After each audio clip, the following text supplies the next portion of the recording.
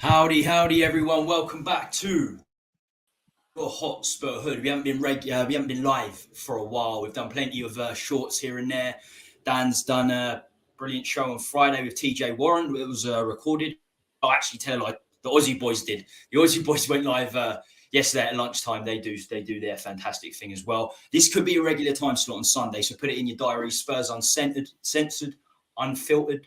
Curse words are plenty. I will apologise in advance. So I think my audio was a bit shifty. People watching, so I think that's the sign that I need a new laptop for definite. But oh my god, wow! North London, we are unbeaten. Arsenal, unbeaten.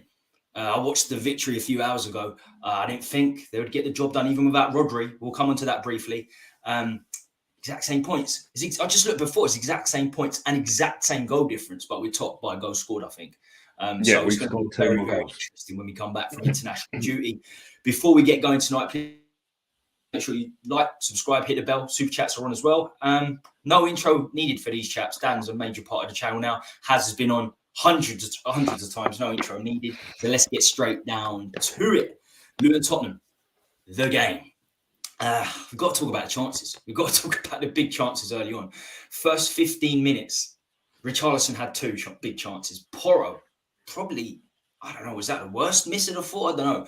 And then Kulusevski had a good chance as well. You could say that was a good save from the keeper. But what did you make, Dan? The first 15 minutes and the chances missed, there were a lot. First 15 minutes of the game looked brilliant. Like, right, yeah, we're up for it. Let's take these ones to the floor. It looked like we was going to proper do them. Yeah, but then lo and behold, Richarlison shows us for what he is. Now, a few people have been watching this, and anyone who half knows Richarlison, I've tried giving him a chance after chance. Do you know what? He's fucking useless.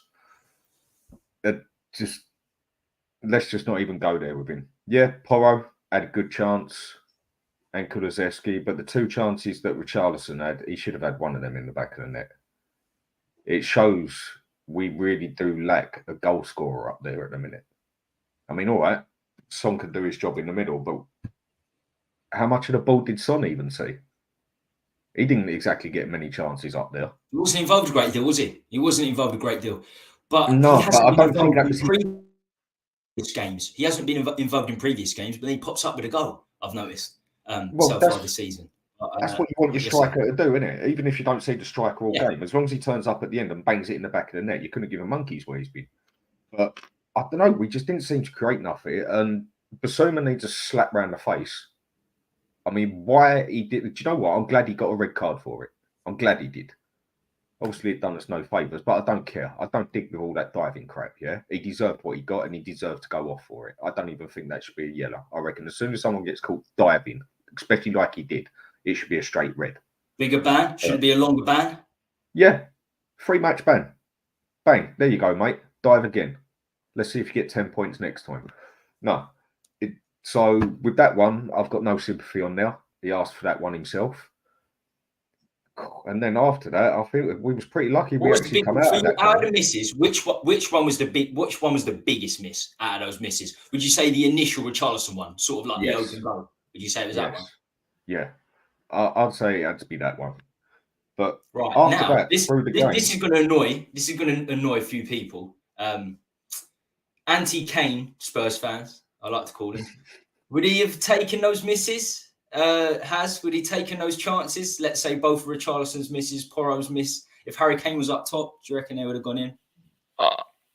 It's debatable because even, like Kane himself, he's missed loads of chances, even at Spurs, But we have missed Kane, because I saw your headline for your stream in it. We have missed him because if we talk about the chances over the past 8 games, I'm sure Kane would have scored more goals than, say, like Son or anyone else was in the middle or other forward players. But, I mean, Son's missed chances. They've all missed chances that Kane would have buried, I think, in the past 8 games. So I don't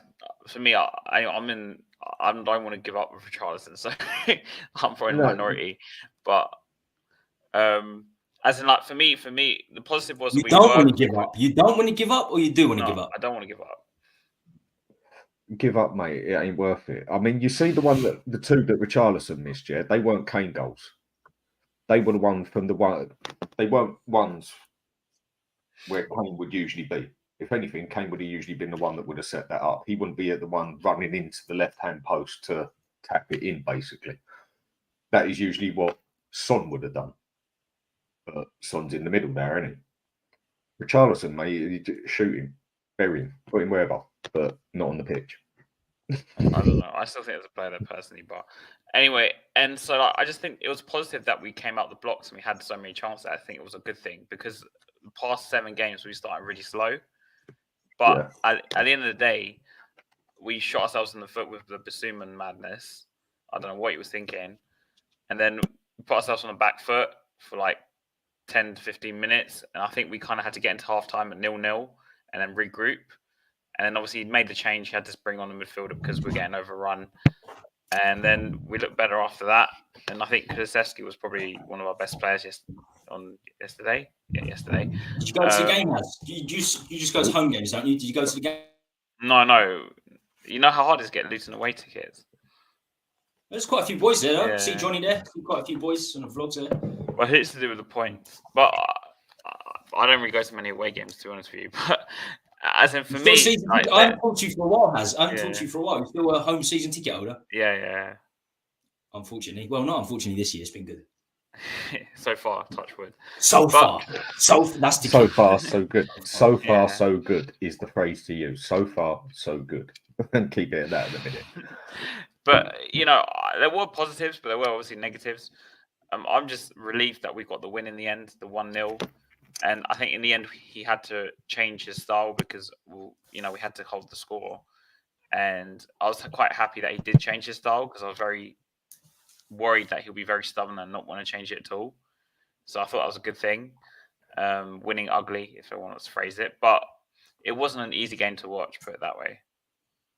Won ugly a few times this season against the relegation candidates. I mean, Sheffield United, don't get me wrong, the scenes were magnificent, but we were 1-0 down deep into injury time against Sheffield United. We played a lot of the teams that are going to get relegated. Well, to be honest with you,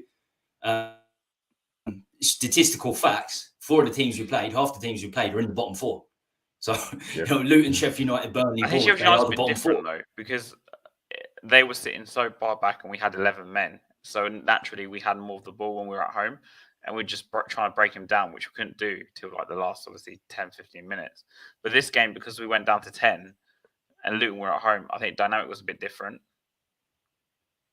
They set up. They almost set up like a Conte team, I felt, and I feel that's why Basuma got annoyed. I think he was annoyed more than anything because he wasn't getting on the ball. Maddison wasn't getting on the ball as much. He wasn't getting those through balls through. So Basuma had to pick it up and do it. And I don't think Basuma is very good at it. He's brilliant at what he does, unbelievable at what he does. But I don't think that final third through ball is his game. I don't think that's Basuma's game, that final third free ball. Everywhere else in midfield, fantastic. Winning the ball, recycling the ball, even getting past players. A little bit like Dembele back in the past. When I watched Dembele's strength of getting past people, but Dembele very rarely scored and he very rarely got assists. So sort of similar to him.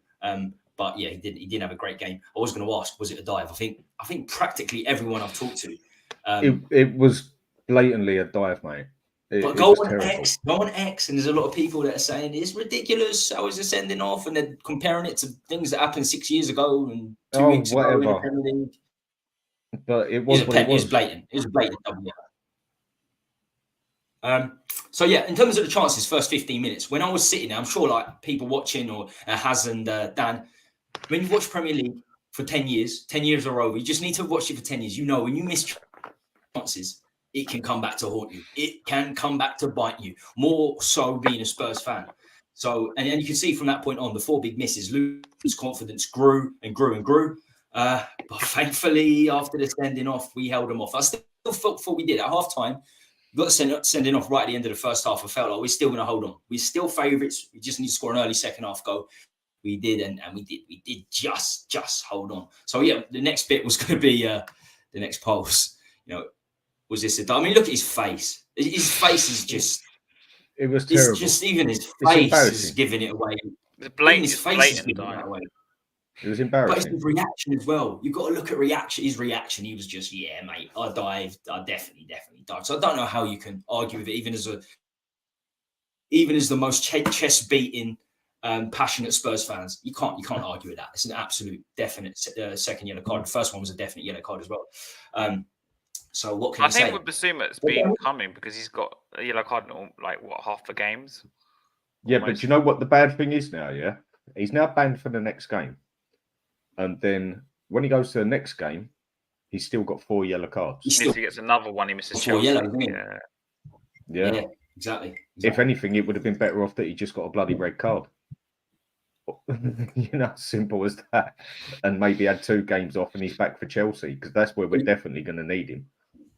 Yeah, exactly. And yeah, I mean, you've been a big admirer of Dan. You big him up all the time, but he hasn't been that great. Last 2 games. I mean, I've got to say, Arsenal first half, him and Udogie really struggled in the first half against Arsenal. But I think this is the grace and this is the brilliance of Ange so far. Recoveries, and Bissouma recovered in that Arsenal game. Udogie recovered in that Arsenal game. Didn't get the opportunity to recover in the Luton game because he got sent off.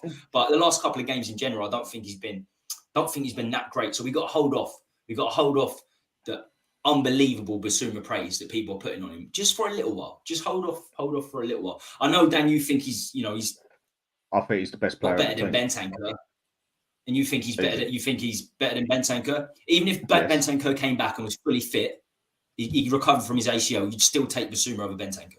Yes, for the way I would play a football match, because they do play different types of football. But the way I would definitely want at least one in my midfield is a solid box-to-box man, which he is. Yeah. I mean, the fella don't even look like hench, yeah? Whereas you look at Dembele, the fella was hench, period.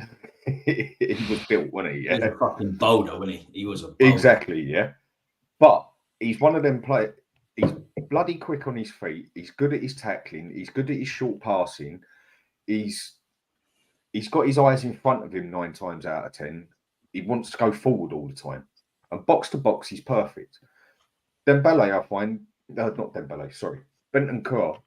For me, he's a bit more of what I'd call a deep line playmaker sort of thing. He's good at sitting back. And you've seen him playing off an awful lot as well, Dan, because we both watched Serie A. So it's the same for Juventus as well, isn't it? Exactly. And this is what I keep telling people, like with other players and that.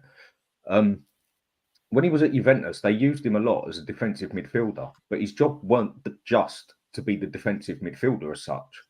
It was more of a playmaker to start the next playmaker to get it from there, because Italian, they use a lot more tactics than you do in a lot of other leagues, basically. And if we get Bentancur back on his full what he can do, he'll take Sarr's place, and then we got a solid midfield, absolutely solid. Now, don't get me wrong, I think Sarr's been brilliant, but if Bentancur comes back and he's as good as he was, he'll take that place. The thing I do want to mention, that I do want to bring up, I didn't like basically who we picked for the team. Now, because the way I see that, it was Luton, yeah? Now, I think we all know that we've obviously got the injuries at Spurs, but Maddison and Son ain't fully fit. I would have left Maddison. This is the thing. And they... Going into the game as well, they took late fitness tests again, didn't they? Madison with that, I would have put Kulusevski in the middle and put Maddison on the bench. I would have stuck Porro up front on the right and stick Emerson Royale down there. Yeah, that's a gamble, whatever. But it is, whether you look at it like that, it is Luton. We're not going against Man City, Man U, Arsenal, Chelsea, whatever, yeah? So I think he could have made a few little changes there that I think he should have. And then maybe bring on Maddison after 60 minutes. And Son, I would give our, I keep forgetting his name. Yeah, the Argentinian striker we got. I'd give him a go up front. Do you think he done all right when he came on? I thought he did all right, actually. He did all right. I mean, nothing special, nothing, but it was like, what could he do? Because he was hardly getting the ball to him because we were sitting back so much. I think he's quite a big boy. He looks like quite a strong boy. He's going to hold the ball up. I don't think he's going to really He's a target man. Yeah. He's a target man through and through. He's that man. He's the target man that you cross it in there to head that ball in and knock everyone else out of the way while he does it. He's a target man through and through. That's how I've only seen him on YouTube and that, but that's how it comes across from what I've seen. And yeah, Porro, we haven't got anyone who can cross the ball. Not one player now. Now that Perisic is out, our only other player who can cross the ball and cross it good is Porro. But he's either cutting in or sitting at the back. So I would have given it a go at putting him up on the right, stick Kulusevski in the middle, because I don't think Kulusevski's been playing good on the right-hand side either, because we keep saying he's so bloody predictable with how he knocks it to the left. I'd have done again what Juventus do, and that's sticking behind the striker as more of a playmaker or attacking midfielder. And then he's got more of an option on where to put his left foot, hasn't he? Where to I did see him do that a lot. I did see him play him there. I think he was a natural winger for them as well. But they bought Chiesa, didn't they? Federico Chiesa, who was outstanding on the right. So then they put, at time to time, they put Kulusevski in cam.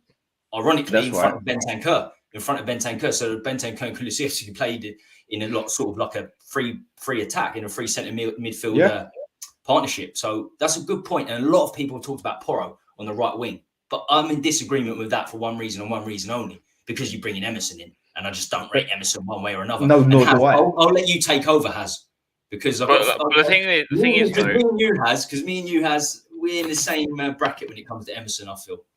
But at the same time, I kind of agree with Dan's point, because I wanted to see some changes, because it was the game for me to experiment, made to put Kulusevski as number 10 to see how it goes. Because like if Madison gets injured, what are we going to do? We're going to have to try something. So you might as well do it now. I would have thought. Imagine if we didn't. If we did that, Kulusevski missed 2 sitters. We lost 2-0. People would be going crazy. People would be losing their mind. I think that's the way Ange looks at it. You can't, and it's an international break coming up as well. You're going to have a little bit of time to rest. I think Maddison will have time to rest. I don't think he's going to be first. I don't think he's going to play for England. I think he'll play. He'll start one of the games. I don't think he'll start both of the games. So let's stick him out on the left, though. Let's stick him out on the bloody left wing. I would hope with his injury, the little injury knocks he's getting at the start of this season, that Southgate would just let him drop to the bench anyway. Grealish and Foden are rotating all the time at City, so they can just rotate. And they got Bellingham as well, England, so maybe he won't play for the middle. Incredible. As well, he's incredible. That's why Maddison, as good as he's been, and he's been magnificent. You've got to say one of the best players in the first 8 games of the league. He's been one of the best players, certainly the most effective cam. Is such a diluted and quality England squad, especially at fullback and especially at cam and on a wing. He's going to find it difficult. So I wouldn't have done it in this game. If we had a game midweek or even a game next weekend, I would have debated it. But I don't like this team without Maddison. What would have been a better one to do it? I totally get you with the Maddison thing, Tom. But who was the assist? Who got the assist as well? Yeah, who got the assist for the goal? But what's going to happen when Maddison does go out? Because I'm pretty sure he will get a little injury here or there and that. He's got an injury prone history, doesn't he, as well, I think. Yeah. I think people say his injury prone is worse than what it is, because last season I think he played about 30 games. I think he actually played last season. It's a bit of a myth, when you talk to Leicester fans, you say because that's he always misses about 7 or 8 games, but he's not like long-term injuries. Still a problem though. Still a problem. But this would have been the perfect game to you don't go and do the stupid move that Ange did and swap 9 players.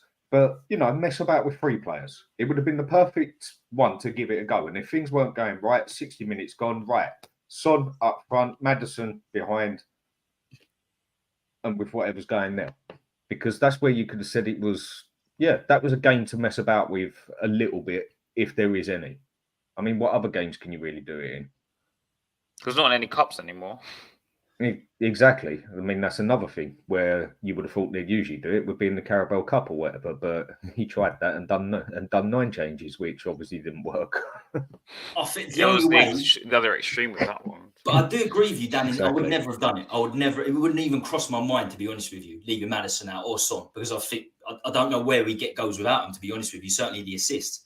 I get it, and to be fair, the way you put it in terms of Kulusevski as a cam, fair enough, because nobody else can play cam. Lo Celso's injured as well, isn't he? And he's useless. He was on the bench. Lo Celso was on the bench, but he's not. I don't think he'll stay. Oh, was he on the bench? Of course, yeah, he was on the bench, but he's still coming back from fitness, even if he was fully fit. Not very good, is he? I mean, against Fulham, he started. What? He was horrible. Tom, even on the left, instead of Richarlison, I mean, if someone's that desperate to keep Richarlison on, then stick Richarlison in the middle instead of the Argentine fella we got. And I'd just stuck Brian Gill out on the left. Give him a go. Because I personally think Brian Gill will suit this style of football. Yeah, I agree. Now that it's not all about sitting back. This is what I mean. I think he should have made a couple of little changes, basically. All right, keep Porro back, put Kulusevski on the right, take Richarlison, put him in the middle, but give Son and Maddison that little bit of breathing space because we're so reliant on them, basically.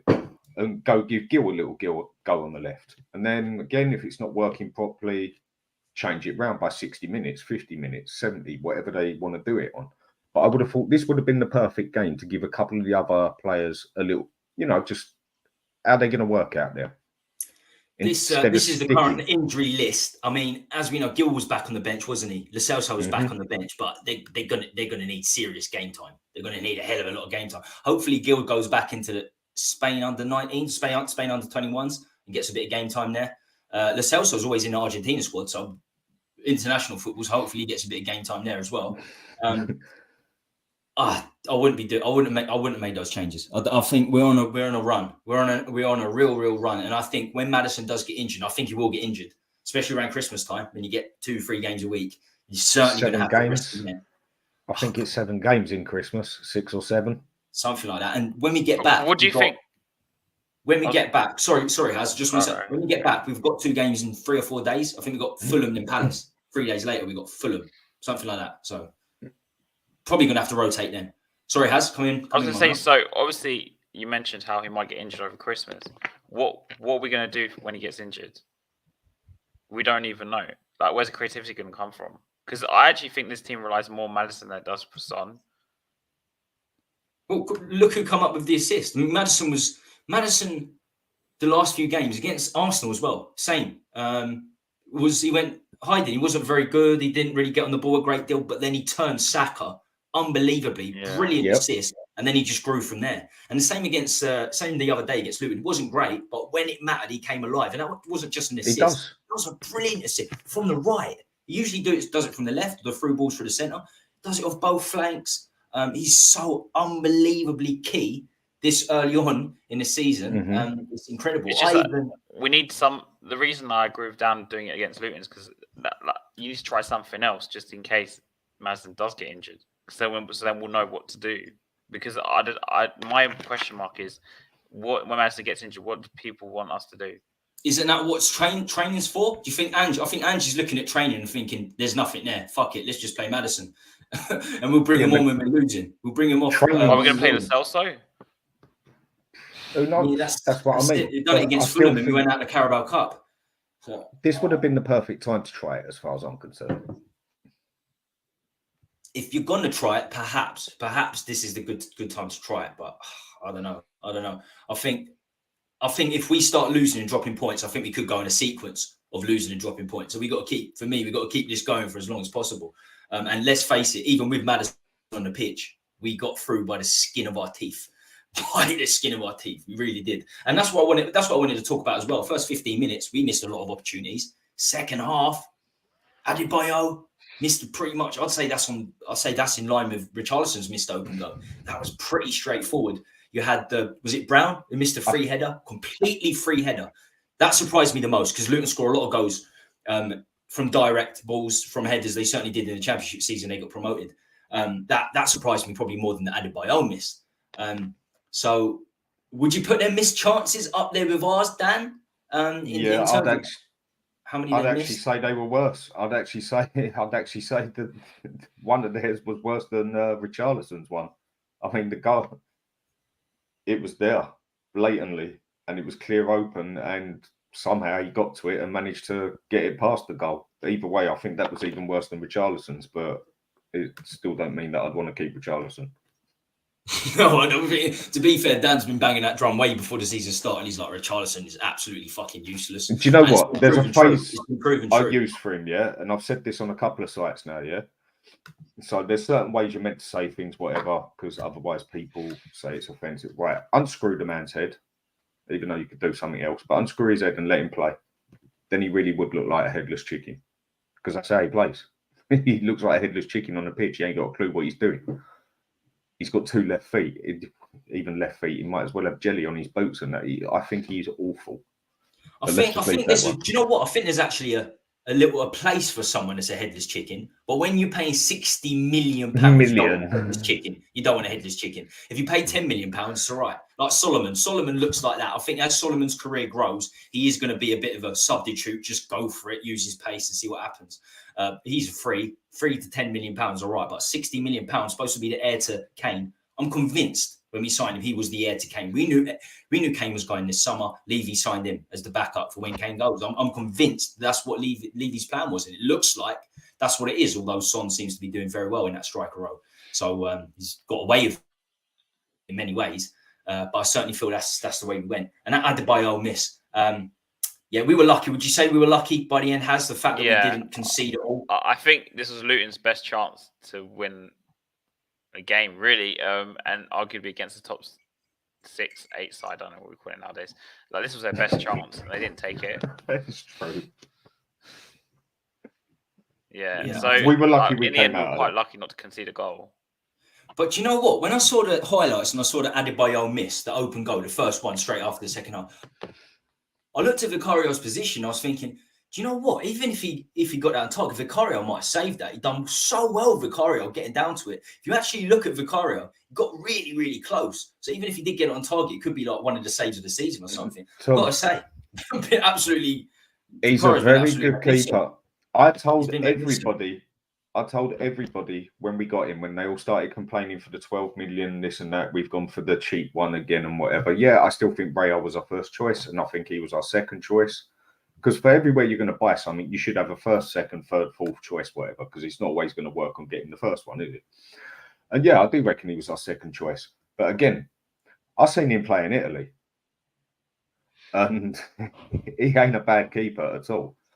And I told a lot of people, watch, he'll be all right. And it was almost like a lot of people wanted him to fail. They wanted Vicario to fail so they could turn around and say, Levy screwed it again for going for the cheap boy. Now, I ain't a Levy in person, you know that. But this one, I told everybody, watch it. He's going to be a good keeper. You don't have Munich, Chelsea, Spurs, Man U.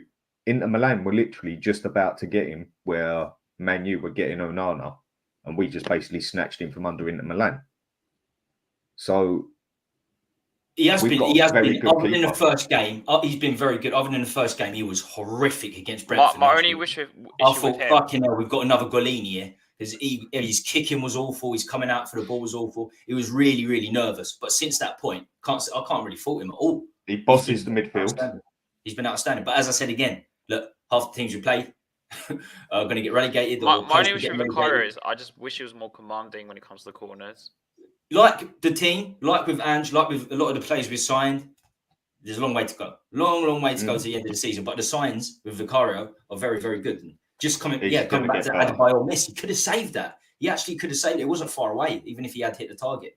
So look, when someone like a goalkeeper, an ex-goalkeeper, like Buffon, stands there and blatantly says on TV, he's going to fight for the number one place, the first place in the Italian team, and we all know who the Italian keeper is. What's his name? Donnarumma is outstanding, isn't he? Donnarumma is like almost untouchable. And he said he's going to take him all the way for the first place, basically.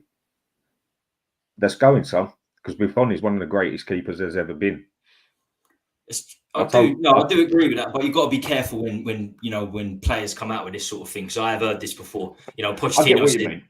Pochettino said Winks is going to be the next. Oh yeah, Iniesta, the next Xavi. I've heard this sort of thing before, but it's good. Look, at the end of the day, for me, the proof's in the pudding. You put the performances in, and certainly in the last 7 games, he's put it in. He looks fantastic. So he's a good keeper, and he's going to get better. He's young for a keeper. 26, 27 is a good age for a keeper. But I'm with you, Dan. I'm definitely with you. I'm definitely with you. He wasn't our first option, and that's what I was getting at when I was rating him before the season started, because we have to talk about Levy. We have to talk about, for me, the fact that we're not getting our first options all the time. And that's a problem not because Vicario's not very good and Ray is brilliant, but because why are we not spending? Why are we not willing to spend that extra £5 million if that is our top target? That's the problem. That's a problem to me. That's an issue for me. Levy in general, not Vicario, just players in general. That's a problem. I never wanted Raya. I think there were better options than Raya. But that's a problem. And I said that at the start. I also got hounded for saying Ange wasn't our first choice manager. We know he's not our first choice manager now. He even said it himself he wasn't our first choice manager. But it doesn't matter. If it proves to be great and works out, fantastic. But, you know, they weren't our first choices. It's as simple as that. But there we go. And I think people do use it as fuel, Dan, to get Levy out. But that's because we want Levy out because 16 years we won nothing. We won absolutely fuck all. So if you can use things as fuel, we're at the stage now where you will, but we have to. There's no other way he's going out. He's probably not going out anyway. So what I'll ask you then, I'll ask you two. Do you think Ange is going to get backed by Levy? I'll give you my answer after you two. No, well, why not? Give me reasons. Because Levy's never changed. Well, because he wants European football. Once we get European football, he might get, I don't know if the word is half backed, but we might get 1 or 2 players he really wants, if we're lucky, next summer. But at the end of the day, you get the Solomons, you get players like that next summer. Because we always get players like that. And Tom? I think... Oh, sorry. I think we won't... I don't think Levy even backed Ange this summer, really. I think we were selling Kane, so everyone knew we needed something, or there would have been a riot. And Maddison was Leicester got relegated. It was a fantastic goal contributions the last few seasons. It made a lot of sense to get Maddison. Other than that, I think Van der Ven's a risk. He was a risk at the time. He's only played 30 games in 2 seasons. It looks like he started off very well too. I mean, a lot of the players we signed were not necessarily him supporting Ange. I don't think Ange came out and said, give me the Empoli keeper or give me the Wolfsburg centre-back. He wouldn't have seen them, really. And I don't think he wanted Maddison either. I think everybody would want Maddison. It's clear that you'd want Maddison, every manager, because he's outstanding. So I don't even think Ange has been supported now. But one thing is true. If Ange does extremely well in the top 4 fighting come January, he'll have to support Ange or feel the wrath of the Spurs faithful. If, say, we've got a couple of injuries and we're still in the top 4, if he doesn't support him there, if he doesn't sign some players that you think that Ange is really, vying for, really wants, then again, the wrath of the fans are going to come onto him. Will it change him? Still, I don't think it will. I still think we'll sign players last day of the window. If we get anyone in, it'll be last 2 days of the window. Let me give you a different way to look at this then, yeah? Now, again, Levy ain't back nothing. I think Levy's going to back him just fine. And I'll give you the reason why. Ange ain't used to going out and spending 50, 60 million on players. Ange is used to doing it like Brighton. Knowing that little player down there is good, they're getting for 6, 7 million, 15 million, whatever, and then give it a season, there's a good chance that he's going to be a good 50 million plus. That's the sort of manager Ange has had to be all his life. I mean, look at the clubs he's been. He hasn't been at a club with money. Tottenham is the biggest club and the biggest money he's ever had. That's right up Daniel Levy's street. So being able to go Dan, I get what you're saying, but to debate that, if Ange gets the possibility to sign someone for £60 million or £16 million, do you think he's just going to go for the cheaper one because that's what he's used to having? No, I'm not saying that. I'm saying he already has his picture basically of being able to look for the cheaper ones because he's always had to. So if he can go and get 3 players of his choice for 30, 40 million instead of 1 player for 40 million, Levy's going to love that. That's why I reckon he's going to get supported because I don't think he's not the type of manager to go out and say, well, any manager would sit there and say, right, I want that 100 million striker because he's the best on the planet. We all know that ain't going to happen, yeah? Ange's a total different style of manager. It's why he should have never got Mourinho or Conte in. How can you get Mourinho or Conte in and not go spend 100 and 150 million? Because they're the ones who finish it off. Exactly. It's the wrong philosophy for that manager. It's the wrong philosophy. Can you say the same about managers even like Poch, who didn't exactly need like the massive money buys? And we didn't back him, did he? No, he didn't back Poch, but if you look at the timing and everything, his perfect excuse was we was building the bloody stadium. But the point I'm trying to get at is I don't think Poch. I don't think Ange is going to be the one who starts looking at the 50 million midfielder in Italy or whatever. He's already been looking at people from when he was at Celtic and that because he knew he only had like 15, 20 million to spend. That's true. I think he's certainly more accepting. How much did John players that are not the biggest profile players? I think he's certainly more accepting and willing to implement them. Where Conte would be like, nah, fuck that. I've won everything. you give me the player that's 60, 70 million pounds now, or that is what I'm saying, and that so is going to be right. 100% agree with that. I do. I agree with and that. He's going to be right up Levy's street. So I reckon he will get supported. Because he's never had a job like this, he's going to be a puppet. And he's going to be a puppet in many ways. Yeah, he is. He's going to be a puppet. But for the sort of players he'll look for, it's perfect for Levy. So I think he'll get backed. I know sounds quite. Go on, Has. Didn't we spend 50 million on Johnson and is it 60 something on Van der Ven? And I'd argue they were, and I'm Levy outright. I'd argue they were probably managers' choices because I know Van der Ven was wanted at Celtic by Ange. I've been told this so many times by people. Yeah, so I think he was the first choice. And as for Johnson, I think he was probably the manager's choice because I think Ange kind of speaks very like glowingly about him. So and Maddison, he spoke about that, saying who wouldn't take Maddison, but people like Solomon, and he could even argue maybe Vicario to an extent, and like this Phillips and whoever, maybe they weren't people that he was like top of his list. Because I think Solomon was like a done deal even before Ange even came. I think it was, yeah. But like I'm saying, I think he already, where he's been at Celtic and that, managers, they all have their own people that go about, they all have their own little scouts for them, and they all do their own thing, looking at players here, there, and everywhere, yeah? The players he's had to go look at all the time have been a lot cheaper. They haven't been or they haven't made their name yet, yeah? Like Brighton do it, basically, is like I'm saying. He'd be the perfect fit in the Brighton manager sort of thing because he would have to do it. He would. That way. If De Zerbi ever went and we didn't sign Ange, and he was sitting at Celtic, you could see Brighton going for Ange, couldn't you? Exactly. Yeah. So that's the sort of fit. That's the sort of way he's used to living. I mean, all right. Two of the players he got added up. Fans' criticism of that is, I think the Spurs fans' criticism of that is, we're not Brighton. We don't want to be just getting into the top 6, getting into the top 4. We want to be winning titles. We want to be winning trophies now. And we tried that with two of the best managers ever. Vicario, Solomon, the transfer window seems to be working now. We're top 8 games in. Will it work for the season? Will it work for the entire season? Will the players be able to do this week in, week out? I think that's the biggest question. If it does work with Ange, then it's great for us. Don't get me wrong; it's absolutely magnificent. But Levy's got his way because he's got the cheap option in terms of the manager. He's got the cheap option in terms of the players. Hopefully, he doesn't do what he done to Poch when similar instance where he goes 500 days without a signing and then just. I don't think you'll see that again. Relegates us to fuck all again when we're at our pinnacle. That's the biggest issue I have with Levy. We progressed, but we regressed massively, and it started from that 500 days without signing for me. Right, finally in the Luton game, I'll put this up briefly because Dan was a bit let's say questionable about the selection. But in terms of the ratings here, you can see I don't really like using ratings online, but so a lot of people do.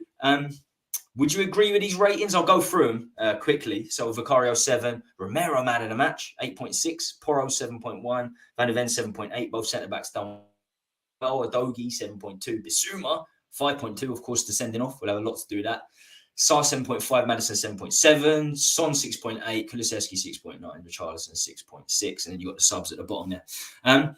Would you agree with those ratings, Dan? And, would he be a man of the match? Would Romero be a man of the match? I could quite easily see why Romero is. I would have rated the keeper higher as well. Richarlison, Harry got a 6.6 and not a 4.6. I don't know because of those two he missed. I mean, and then what else did he do apart from get subbed? So Harry even got a 6.6. I don't know. But I think most of that got it pretty much right. The one thing that I don't like about Van der Ven, and this has happened to him, I've seen it happen 6 times now, and 5 of them was in one match. I know we want our defence to push forward, yeah? And I know the Van der Ven is young, he's got a lot to learn. And don't get me wrong, he's been quality. But one thing he does keep getting caught out at is basically looking at the ball, and then next thing you know, it goes over his head. The thing that saved his bacon is how quick he is on his feet. He's fast. And there was, that happened 5 times against Italy. Is he going to get caught out with it? And Brighton also done it to him as well. But you can say I think in many ways what you're saying, Dan, is something I absolutely agree with. He's fast physically, very, very fast physically, but a little bit slow of thought. And he's got 2 own goals as well. His positioning isn't the best, tactically not the best. But I think he's good, and I think he's got a lot of potential as well. So I'm not slating on the ball. He was very good, wasn't he, against Luton? Yeah. How many times did he break into the final third of Luton's Luton's defence? I felt like he was probably the best player on the ball in the game. I thought on the ball he's probably the best player, and he ended up scoring the winning goal. He was really good on the ball. He's very good, but it's just that one thing that I keep noticing with him that keeps happening to him. And he's only young; he will learn. So he's very much a modern centre back, isn't he? He's very much a 2023 centre back. Got the pace, good on the ball. And Romero, we said the same thing. You know, he's got a few problems, inadequacies. His one is unbelievably rash at times. Sort of iron that out again. Very early days. Has in terms of the ratings. I would have. If you don't need to see. Van der Ven was my man of the match. I thought this is one of his best game at Spurs, if I'm being honest. I would have probably put Kulusevski a bit higher because I thought when we went down to 10 men, he was like I thought he was really, really good, just holding up the ball. He even played up front for like a period. And obviously, I'm one of Kulusevski's probably his biggest critics this season, but you have to give him his credit where it's due. And I thought he was brilliant against Luton. He did what he had to do, didn't he? Yeah. So I would have rated him maybe a bit higher, but apart from that, it seemed all right. Yeah. I've got to say, in terms of the actual game, Van der Ven as well. After he scored the goal, he completely misjudged a ball in the air, and then it went to Woodrow, that Macaulay Woodrow, who completely scuffed it. It was 1-on-1. He completely scuffed it. I forgot about that chance. That was a huge chance as well. He's not very good in the air, is he? That's what they said. They said that before he came here. What the Bundesliga fans said, because I don't watch Bundesliga, but when it was reported that he was linked with Spurs, they said for someone who's 6'4", he's not very good in the air. This is what they said. This is not. I didn't know. No, exactly. I heard it as well, and then now I've watched him play 6, 7, 8 times, and that I could. Yeah, you sort of. I suppose it's a bit raw that you expect someone that much taller to be that much better in the air as such, but it doesn't necessarily mean they will be. But when they're 6'4", you expect them to get to the header better than the 5'10" next one, don't you? But either way, 1 or 2 bits about him that he will get better. But I think he's He's good. I'm happy we got him. You'd be getting so much shit. If it was on some other channels, you'd get so much shit if you question Van der Ven or any of the players this season. I already have done, mate. I already have done. I don't Twitter, care. I speak my mind. Question some of these boys. That's it. They will go through. The thing with Van der Ven, and I've noticed about the defenders, right? So I don't know if you see the drills before the game. So they do an attacking drill where they do this pass and move thing, and they have a few shots or something to the goal, which is sort of repeated in the game because obviously the triangles and that sort of thing. But also, I noticed that they do like a heading drill, which is, I thought I'd just bring it up because you talk about heading, right? And the trainer throws the ball like really high up in the air and they jump up and they header it out. So it makes it really weird that Van der Ven is not good at that yet because they're obviously practicing before games and obviously in training. So they train 4 hours a day and he's a centre back. Yeah, you'd imagine like even before games they're doing it because I can see it. They literally do it. You think heading the ball would be a base, but tell you what, Romero struggles with that as well. Yeah, Romero does. He's a second weakness. I think his corners, his winning headers from corners against you, not good. We saw the free header that Brown boy had yesterday. He was so free. There was just no one near him, no one marking him. You look on the so Van der Ven has got weaknesses. All players have got weaknesses. This is the problem. On my last stream, someone was like, "Oh, you speak shit about Van der Ven." Da, da, da, da, da. Every player has a weakness, even the Maldini, even the Messis, even the Ronaldos. It's not. Yeah. I don't think it's anything new or anything negative to point out someone's weaknesses. I think it's critique. I think it's to critique makes them better. And I hope that the people in training, the coaches in training, will be doing exactly the same thing, ironing out these creases. No player is perfect. Everyone has weaknesses, and there's a couple for both centre backs. Romero looks very good. I thought he was very, very good on the weekend. And Van der Ven, for the most part, looks really good. And in 2023, he's basically a perfect centre back. And plus, he's a perfect centre back in many ways. The other things you've got to do is really, if you think about it like a manager thinks about it, all right, you go and win a game 3-0. But then the manager like Pep, he wouldn't necessarily straight away even be looking at the fact that they won 3-0. He'd be looking at the little things that they got wrong. And that is why he's such a good manager. So when I watch a game, I sort of do the same. I end up doing the same thing. Everyone watches a game different. I know we all see the same thing, but we see a lot of things different each person in football, see it in a different way, basically. I also keep looking at the mistakes that certain players make as well. And at the end of the game, all right, we might have won 3-0, this and that and whatever else, but I'll still be one who picks it. Yeah, but he let that go a couple of times and he missed that header a couple of times or whatever else. But then there's other people who just want to sit there, right, we won 3-0, who cares? I get it. It just people. No, we lose the next game, but we lose the next game. We lose the next game, and everyone the person that's level-headed, we lose the next game. Is like, okay, it wasn't that bad. We just didn't improve the way we wanted. The person that didn't take things into account and question the weaknesses is like, oh fucking hell, the flip-flop. It's like, oh fucking hell, it's doom and gloom. It's doom and gloom. Let's get the hands out banners up. You know what I'm saying? That's the way it is. We get some people say it's only one game. We only lost one game. It's fine. Did you see the outrage after the Fulham game? Did you see the outrage? I couldn't believe. I know. Look, he made too many subs, but fucking hell, it was like honestly, people had their hands out banners prepared if we lost the next game. I'm like, fucking hell. No, the thing that shocks me. The very worst fans, not the ultra negative or the ultra positive, it's the flip flops. It is the flip flops. They killed this fan base for a long, long time. They've killed this fan base. Hopefully, we remove them. I'm not so sure. Right now, Spurs interrogation. Right, a couple of questions I just want to put forward to the people here. Also, we've got a fair few people in the chat. I think we've got 17 people watching. I know it's very, very diluted. Everyone's streaming at all times. It's very difficult to find a slot. But I appreciate you being here. If you're watching live or on the recorded version, if you're on 16 likes, please smash a like if you haven't already done so. It really, really does help. Really does help the channel grow. We're going to be streaming a lot more from here on in on the Hotspur Hood. So Spurs interrogation. I'll start off with Has this time. It's a few things you've already covered for sure. But I'm gonna go straight at you. Would you sell Richie this January for £20 million? Is that just the question? That's it. Would you sell Richie I wouldn't sell him for £20 million? Go on, I'll let you go first. I wouldn't sell 30 million? 30 million? No, I think we can't afford to sell him anyway at this point. Because we need to start. I know it sounds weird me saying this. We need to start planning for when Son is going to go in like 1 or 2 years. So he's got out sign striker regardless. And say we can't afford, we don't have cover. He's the only one playing on the left right now anyway. So we just can't afford to sell him. Me personally, I'd sell him 20 mil, take him, mate.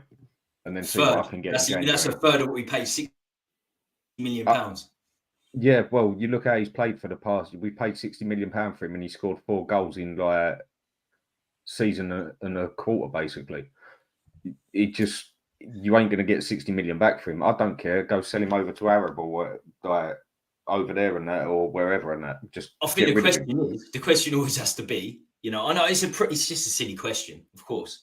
You know, if we got the money, would you be spending it to get some sort of replacement? If not, you definitely got to keep him. What's the point? It's better to have, you know, someone than no one, isn't it? In many ways. I'd rather bring one of the younger players up. Off the cuff, Has says no, and Dan says yes. You get rid of Richie for 20 million. Interesting. Yeah. Interesting.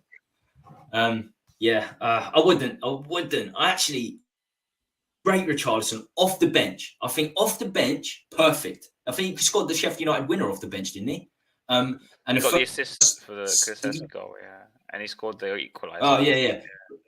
And I remember a lot of the Champions League games at the start of last season, the first 7 games of last season, where I think Conte made a mistake in not dropping Son for Richarlison, because Richarlison was coming on and doing some good stuff. But then it showed, even after that, when Richarlison did start games, that he wasn't very good when he was starting. He was only really effective when he was coming off the bench. So I like Richarlison off the bench. Starting games, week in, week out, I don't think we can get top 4. I don't think the results would be consistent enough with Richarlison on the left. Still, I'd keep him for now. And to take 20, 30 million at £60 million for a number 9 Brazil striker is difficult. It would be, you know, it's a real toss-up. I think it will be divided. I think it will be very divisive if you ask this question to the Spurs fan base. Very, very divided on that. Okay, for argument's sake, again, another question. If you could pick one player, just one player, to remain injury-free this season, who would it be? So, I'll put it to you first. You got some, you know, we've had some players that have played very well so far. Vicario, Romero, Bissouma, Maddison, Son. One player can stay injury free. Who would it be? I'm stuck between one or two. I'm gonna say Van der Ven. I'm gonna say Van der Ven because I think if we get an injury in midfield or attack, we might get away with it, even for like a short period. But if we get injuries in defence, I think we're screwed. Totally. No, the way I'll go and see that one then is I totally agree with you. We've just got no backup in defence. But my first pick for every team is Bissouma, hands down. But we've got a couple of players who could handle that position. Obviously not as good, depending on how Bentancur comes back as well. For me, we've got to keep Maddison, hands down. Because if we don't keep Maddison, stuck between him and Van der Ven. Yeah, but if we don't, even if we lose a defender and we start conceding more goals, when you've got a player like Maddison up there setting up someone like Son who can bang it in from where he is, and I said from day one, stick him in the middle, he's finished on the left. Lo and behold, when they do stick him in the middle, he starts scoring goals. We could at least try and play a, I don't know, you score 3, we score 4 sort of thing. But if we lose Maddison, we're screwed because we have just got no one there, or haven't tried no one there who can set it up. But that's the way I see it. But I totally get your point as well. We lose a defender, we're also screwed. So yeah, I'll stop between Maddison and a defender. So, do you know what I mean? It's a tricky one, isn't it? Yeah. A couple of people in the chat. I've got to shout out Adam McFarlane, big up. A lot of regulars in the chat. Thanks ever so much for joining. Ange needs another 3 windows, I reckon. I heard this with every manager we've employed over the last few years. And we seem to have, say, we have one bad window and they're like, oh, let's wait till the next window. January, oh, let's wait till the next summer. We need 3 windows and they're gone. By the time the 3rd window comes, they're gone. So I think every window, you've got to do the very best you can. That's the way I see it. The next window, you do the very best you can. There's no point. There's no point looking 3 windows time, not in the Premier League era. For me, it just doesn't work like that. But we do need consistent windows. Every window we need a consistent window, and it starts this January. As Hassan Dan have rightly said, no Cam backup, not good enough for Maddison. We're fucked if we lose him. Centre backs especially, Dyer and Phillips. Don't get me wrong, Phillips could be a great player in the future, but 7 league games in his entire career for Blackburn, and Eric Dyer. Like that. Just thought I can see exactly what Hassan again. Oh my God. Back. I can see why Hassan would choose. I can see why Hassan would choose Romero or Van der Ven. I think because whoever comes in for either of them is the only difference with Van der Ven is he's left-footed. I guess that's probably why. But yeah, but this is one thing I think people have gone too far with. Why is the right? I can obviously get why the left-sided one being left-footed, right-sided one being right-footed. But so many over the years, the left-sided one wasn't left-footed. 100%, Dan. You're the only person I've ever heard on stream that said this. 100%. Doesn't matter. Like centre midfielders, do you only see right-footed right centre midfielders and left-footed left midfielders? No.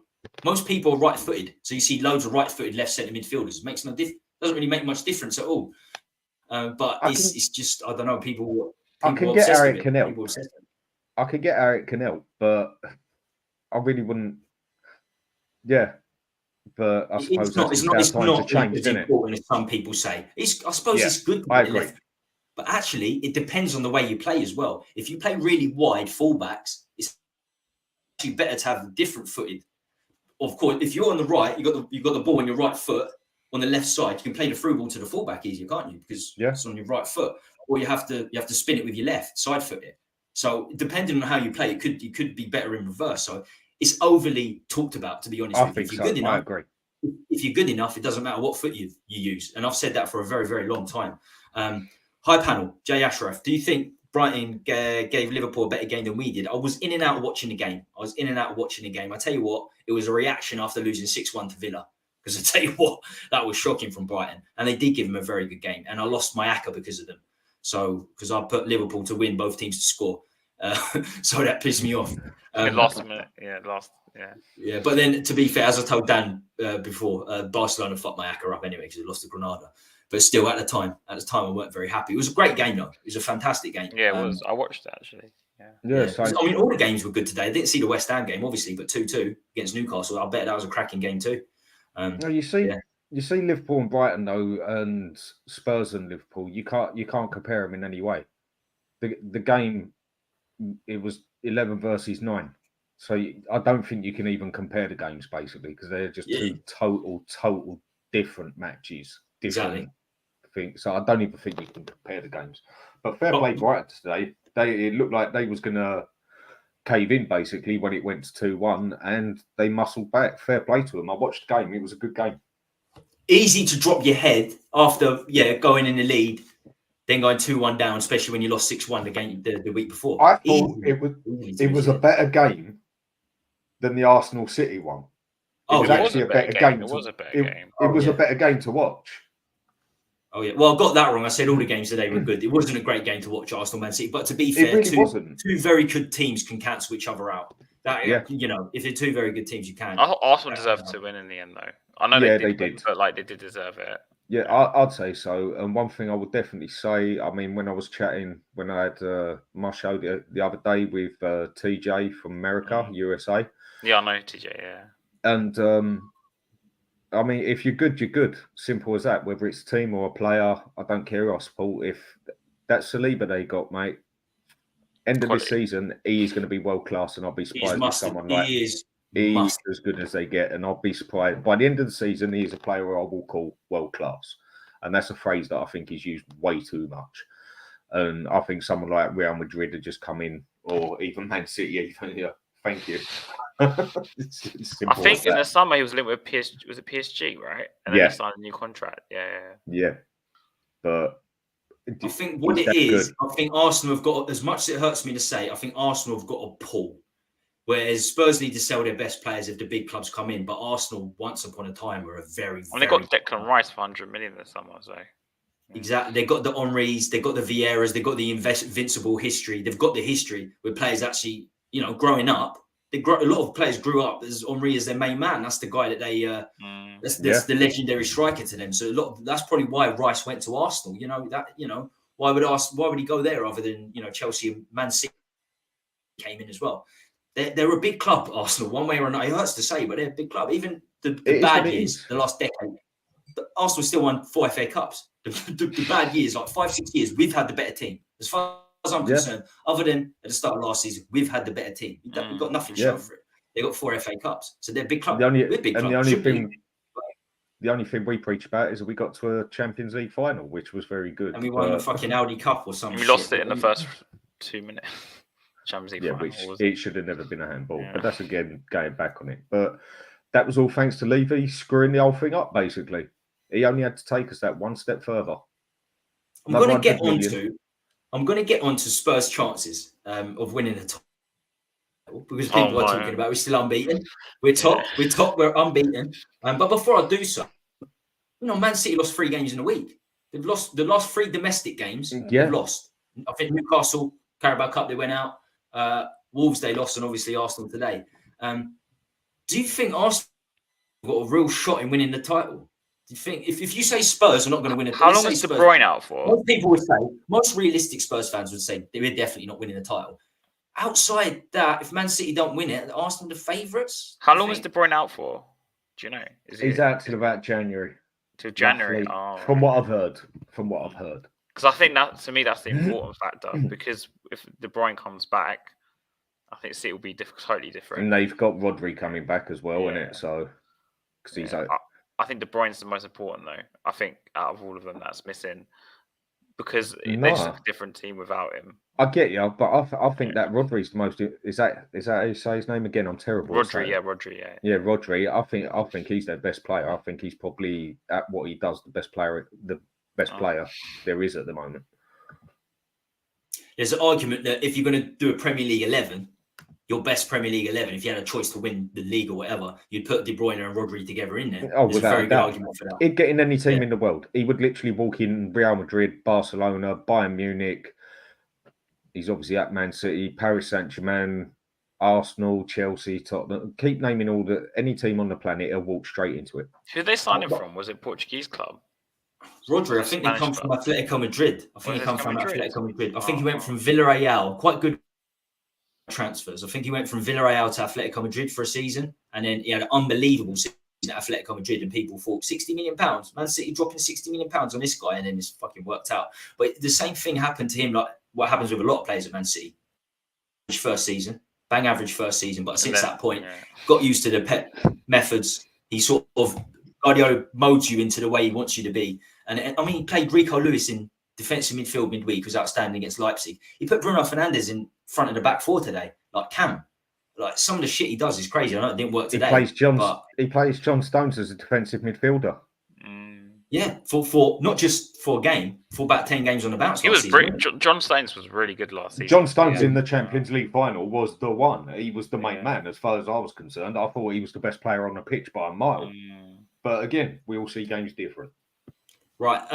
Jay Ashraf, we're going to talk about this in a second. We're coming to the stream now. We're over an hour in. Please make sure you like if you haven't already done so. So Jay Ashraf put, also Tommy, I think Posh is starting to gel that Chelsea team, so they will be a threat when we play them. We're going to talk about the upcoming games.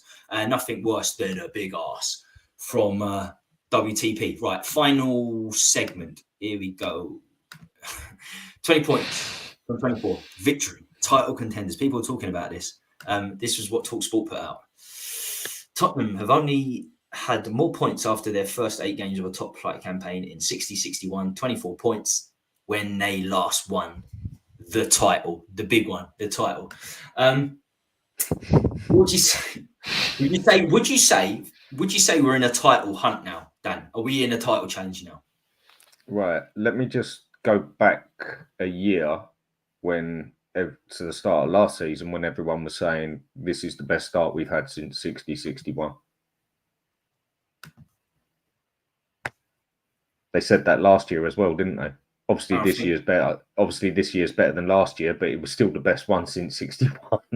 I think the Luton result makes this better than last year. The Luton result. Yeah, it is. It is. But I'm just saying, they said exactly the same last season as well, because the last season we'd had the best one since 61. Now we've had a better one since last year. Look, the whole thing just comes down. I mean, look at City today. With their 3 players out that they had, it really showed. It's amazing what like 1 or 2 injuries can do.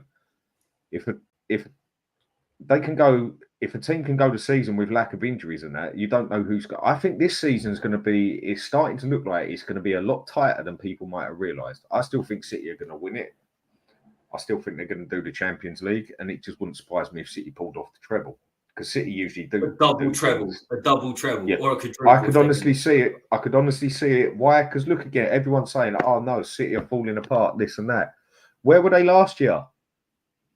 Yeah, and it was coming through. Arsenal was 8-9 points clear, this and that. City ain't looking what they are, and then City, as they do, get out of second gear and go into fourth and fifth gear when it comes after what, January, February, March usually, isn't it? And then they just go and absolutely smash it with 15 games or 10 games straight or whatever. So City, anyone who's saying City have lost it, well, watch. But it's definitely going to be a different one. What have you got to say on?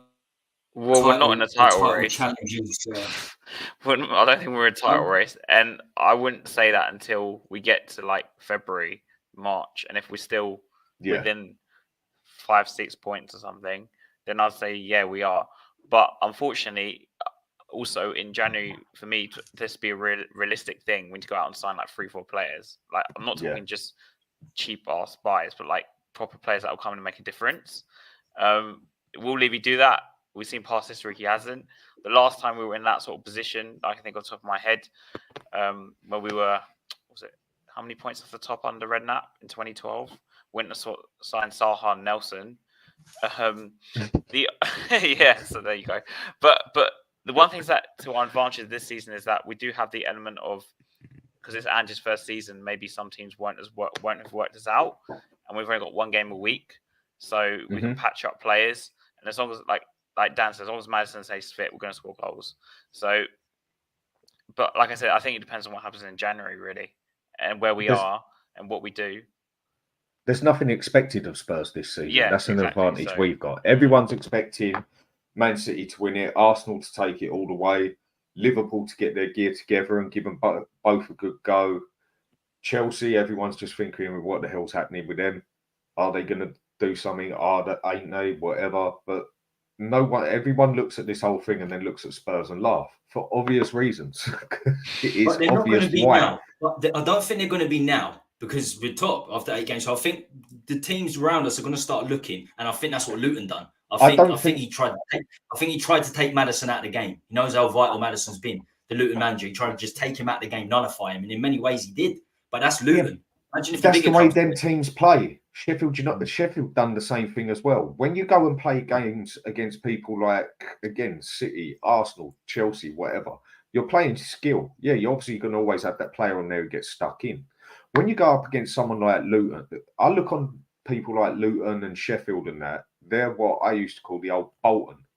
Because you look how Bolton Wanderers used to play, if you remember that. They just used to... And Arsenal used to dread them because every time they come in, Arsenal would always come out with 2 injuries because they knew they was never going to outskill them. So we'd just take the kneecaps off them. And that's basically what Luton did. I mean, they busted Maddison twice in the first 5 minutes, took Son out in the first 5 minutes sort of thing. And teams like that, they won't go for the skill. They'll just go for the roughness of the game as such because they just can't match the quality of the other team as such. So you're always going to get that happening. But I don't think anyone will even look at Spurs and take them serious until we're up in the top 4 or whatever when it comes to January, February. So until then, I don't feel we got pressure. I think that's a good point. I think as has said as well, you know, I think that you both said, you know, February, March is probably a good point because I remember 3 years ago now we were top. Yeah, in December under Jose. On Christmas, weren't we? 4 months later, he was sacked before a Carabao Cup final when we were sick. So things changed very, very quickly. Exactly. And the Spurs fans in December thought we were going to win the title, and the Spurs fans in March were holding the Jose out March before the Carabao Cup final. That's how fickle the fan base is. So yeah, it's even December's too early, really. But you can start seeing the shape of the team. And look, 9 games in. Everyone says 8 games. We're not completely unbeaten. We lost. You know, we lost to Fulham, and we got them soon. So the Carabao Cup is the trophy we probably should have been looking at because we're not going to win the Premier League. We're not in Europe, so FA Cup and Carabao Cup we probably don't. He should have gone for it. I think he shot himself in the foot. Win. But then at the same time, it is a blessing in disguise because you've got less chance of getting the players injured.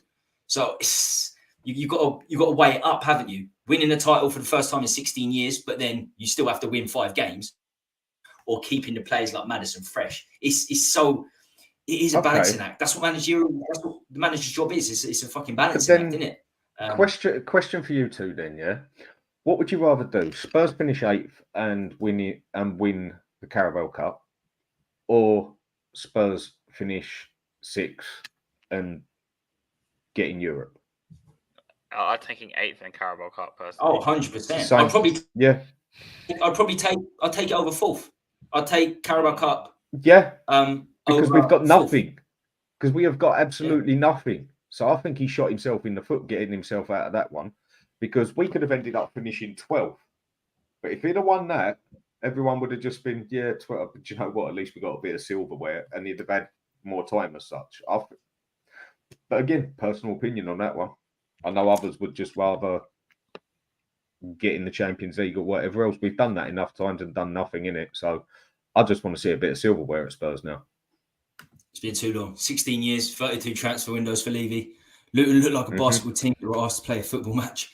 And they still missed the free header. And they missed a fucking free header. So JG Okocha, had to put this out, one of the most skillful players to ever play in the Prem. His nephew isn't, though. His nephew isn't. Iwobi. But Okocha was fantastic. But Iwobi's his nephew, innit? I never knew that until I done a quiz. So Alex Iwobi is his nephew. He plays for Fulham now, doesn't he? But Okocha was one of the very, very best. But it was before he went to Bolton. He's one of the weird ones like Jock AF and some of the other players. Even Anelka. Anelka was like in his prime when he went to Bolton. Sam got some big players there. Don't know how. They were tough to play against Bolton back in the day, I remember. Yeah, and the thing is with Bolton, they used to take kneecaps, mate, let alone ankles. They used to proper get stuck into you. And the main team that they always did it to was Arsenal. They always used to walk out of there with 2 injuries without fail every time. They say a manager should epitomise the team, reflect the team, and Sam Allardyce definitely reflected the team the way he is in general. Didn't he take them into Europe as well? Definitely, he did. Yeah, I'm pretty sure he did. Yeah. No, I used to like Bolton when I was younger, and that Bolton was my second team that I'd always look at. Basically, you know, you had that other team that you had a bit of a soft spot for. Everyone does, and I always liked Bolton, especially for the way they used to just take Arsenal out. I mean, every time you'd see them walk on the pitch, like, oh, here we go, and they couldn't stand it, and straight away they'd just go flying in at all angles, and that's what you're going to get teams like Luton doing. Stelios was there as well, wasn't he? Remember Giannakopoulos? Giannakopoulos. Yeah. Is it Giannakopoulos? Oh man, I don't know. Well, not in Greek. I don't know. I think it's Giannakopoulos. We just call him Stelios, like his namesake. He was good. He was bald as well, wasn't he? It was good. It was good. It was very good. They had a very good setup. Very good setup. But yeah, just looking at the results, we've lost one to Fulham. We've played good teams though. Man United, Arsenal, Liverpool. But four of the games have been against the bottom four. We've got to remember that. Luton, Burnley, Sheffield United, Bournemouth. We've been lucky in some of them. We have been lucky in some of them games as well. Let's face it, Sheffield United.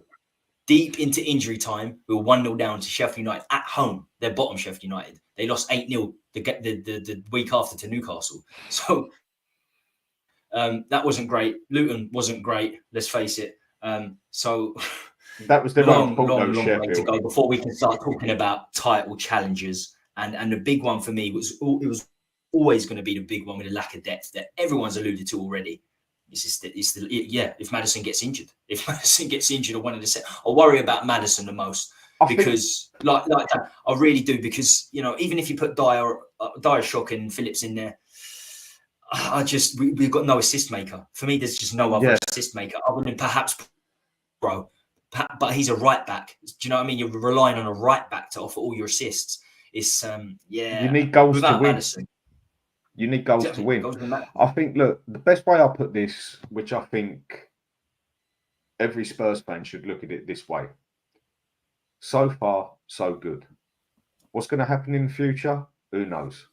So far, so good. Because if you would have said to me at the start of the season, first 8 games, 20 points, I would have laughed at you. So far, so good. That's the way to look at it. I mean, on paper, on paper, I would be the same. On paper, I'd be, of course. On paper, it's fantastic. Yeah, and if you know, you look at the performance, you look at the performances, and you say, "Okay, it is very good attacking football," but you've been fortunate. I mean, you just look at the Liverpool. We know what happened in the Liverpool game. Man U should have been 2-0 up. Man United outplayed us in the first half, didn't they? They could have been 2 or 3-0 up in the first half. Fernandes hit the bar, isn't it? Yeah. Yeah, and he also had that open header. Yeah, I know. How did he miss that? I don't know. That was harder. That was another one of them things that was like with Richarlison the other day, which was harder to miss than it was to bloody score. But I think the way everyone should just look on this at the moment is so far so good. I mean, everyone, like half the pages ago, there's people arguing about, yeah, but we can go for the title now. We're title contenders. And others saying, oh, we ain't got a chance. And others saying that I'm just more, do you know what? So far, so good. I'm just going to sit back and watch. I'll start making my judgment when it comes more to February, March. 3 big London derbies coming up. Palace away. I think that's what makes it very tricky. That's for not us. an easy game. That's a hard one, yeah. Fulham, who we've already lost to. The only team we've lost to, I know it's Carabao Cup, but we've lost to them. That's the reality. I think we play Fulham on Monday and Palace on Friday or something, isn't it? Or something. Yeah, there's only 4 days between it. Thursday. I think it's 3 games in like 7 or 8 days, and that's where we will test the depth of the squad. That's the first time. The next time will be Christmas, as Dan said. 7 games in a very short space of time. That will be a big test. That time, yeah. Yeah. So why didn't he just give it just a little test? You have to rotate to keep them fresh, and there will just be injuries anyway, won't there? Fortunately, out of this list of injuries, I don't think there's any big time players there. We knew Bentancur and Gill were injured before the season started, so that's not a surprise. It's not like Arsenal, who lost Timber, lost Martinelli, lost Trossard. I think Johnson's going to be a big miss, though. I think Johnson's going to be a big miss. How long is he out for? How long is Johnson out for? Is it 3 months? I think. Is it a month? No, that's Solomon. Solomon's out for 3 months, isn't he? Yeah, Solomon's out for 3 months. I think Johnson's out for anything from, again, what I've read, what I hear, and that between 2 weeks and 4 weeks, because he pulled his I didn't think it was much for Johnson, I don't think it was much for Johnson. It was only a pull on the hamstring as such. If you're telling me we're losing Johnson, Solomon, Lo Celso, Cesc and Perisic, I'm like, if there's players you want to lose out of the squad, they're probably the players you want to lose. Dyer. Throw Dyer in there as well. And, no, Perisic would have been in my first team up front on the left. Again, I was telling everyone this all season. He only done good as a wing back at Inter because he's in Italy, a lot slower, and they build it up from the back a lot more. But whenever he played for Croatia, he played the top left midfielder. And when he played at Bayern Munich, he did exactly the same. And that fella got 11 assists. He got 11 assists. Most people at left wing back, most people wanted him gone. The way they were talking about Perisic was the way they were talking about Lloris, Spurs fans. Yeah. He's gone. As soon as the summer came, gone. Like, absolutely just no chances. I just stuck him straight on the left, mate, because we haven't got no one who could cross the ball in except Porro, and he's at right back. So. And him and Richarlison link up really well. That's just why. I would have had Perisic, Son, and then obviously Kulusevski there and keep swapping it with Johnson, this and that, and work it out as it goes. But Perisic would have been in my first team just like that. So do you think we're staying unbeaten? Palace, Fulham, Chelsea? You think we're going to stay after those 3 games? Chelsea's at home, right, isn't it? So yeah, the return of Poch. I think we're going to drop. I think we're going to lose one of the Fulham Palace games because it's two games in the space of like 5 days. And as Ashraf said in the chat, Chelsea are picking up a bit of form. Won a couple of games in the bounce now. It's only I think it's 3 on the trot now they've done, isn't it? Is it 3? 2, is it 3? 3 on the trot? I'll tell you one thing, though. They do have a very good defence. They do have a very good defence. They've always had a very good defence. Even last season, they just can't score. They absolutely cannot score. They couldn't last season. I think for the first time I've seen the Chelsea team without like a top striker in years. But they have a top striker. It's just he's injured. You wait till that Nkunku again. Nkunku. I see him more as like a wide player personally, but yeah, no, you wait until they play him. He can play up top. I think he'd definitely be playing up top in this Chelsea team. You think he'll play up front? Mate, watch him when he comes back and starts playing, and that, mark my words, he is a very, very good I'll tell you player. what, I think Gallagher is outstanding. That guy works his fucking arse off. I haven't seen somebody. I'm not a stat man, but if you look at his stats, the kilometers ran, Gallagher. Fucking hell, he's top. Well, we were looking at him. If Højbjerg left, that's right. Yeah. We were, but we never. It was rubbish. You never signed a Chelsea player. It's not happening. We haven't signed a Chelsea player since Gus Poyet, and that was on a free fucking 20 years ago. We linked with so many players. It's just for me, it was never going to happen. But I look at the Chelsea. There's strength to Gallagher. Enzo Fernandez does look very good. He's not going to be a goal scoring centre midfielder. He's not 150 million pounds, but you watch him play and you see there's class there. There's a reason he was part of that Argentina midfield that won the World Cup. And who's next to him? Quality. Who they got next to him? He's really good. They've got Lavia, Caicedo. Caicedo will come good. He's got a big. I don't think he's going to handle that price. Madrid. They've got so many players. £100 million price tag on his. It's the problem is you go and get 2 players, exactly the same player. Yeah, for instance. You buy him for 100 million, he's expected to be world class or at least bloody good from the second he puts his foot on the ground. You go and buy that exact same player for 15 million, he gets a good 10, 15 games before people start judging him properly. Exactly. It's the price. As soon as you put the heavy price on them, bang, they're expected to literally drop and play on the spot. For obvious it's not the player's fault, is it? It's not the player's fault. What is the player's fault is when you spend that sort of money and they don't put the effort. Yeah. Doesn't matter how much they've been signed for. Ndombele, for example. It's not just because he was signed for 60 million. You just took the words out of my mouth. That's why the Spurs fans hate him, because he just didn't give a fuck. That's that prick. He just stood in the middle of midfield and might as well have sat down on his phone ordering a McDonald's for when he went in. Yeah. Yeah, exactly. It's not even an exaggeration, is it? It is. He was terrible. I think we will lose one of the games. I think we'll lose one of the upcoming games. I think Palace would do all right. Fulham. Is it Fulham at home, isn't it? Isn't it at home? I think Palace is away, Fulham, Chelsea at home, I think. Yeah. We're behind in home games anyway. So yeah, we have to catch up in home games. Yeah, I can't see Chelsea, we haven't got a good history with anyway, ever. Even home. We beat them last year, but that's because, But if records are there to be broken. Records are there to be broken. Arsenal had a horrible, horrible record against Man City today, and they beat them. That worries me for when we play Man City, because we've got a brilliant record against Man City, and they'll probably fucking beat us now. And now we're playing in the style of play that Man City would exactly want us to play. Yeah, exactly. Yeah, exactly. Open us up. Yeah, Chelsea game's huge, especially if they carry on winning. If we carry on unbeaten, it's huge. I'd tick that off as the biggest fixture this season, above Arsenal. To be honest with you, Poch's return. I just want to see how the it's fan going to be so like interesting atmosphere. Mate, if you can get me any tickets for that, get me some tickets, mate. I'll pay serious money. I'll pay serious money for that. Same here, mate. I'll go to that one. Ticket. I want to see what happens there. I actually said at the start of the season. Do you know what? Said at the start of the season, you might not even make it, Poch, because Chelsea is so fucked up. You might not even be manager at that point. It might even be that interesting there. How about we just go there and watch what happens outside? Because I think it's going to be an interesting place for that day. It certainly is, man. It is. It's going to be. Yeah, it's going to be fucking unbelievable. I've only been going to the big games, like really big games. Can't be fucked with the little games. But yeah, that's going to be huge. It's going to be huge. I tick that off my calendar. First game. Then you look at the North London derbies. I'll tell you what I'm going on a bit, but I'll tell you what really pisses me off was the best North London derby I've seen for a very long time was when we finished 4th above Arsenal.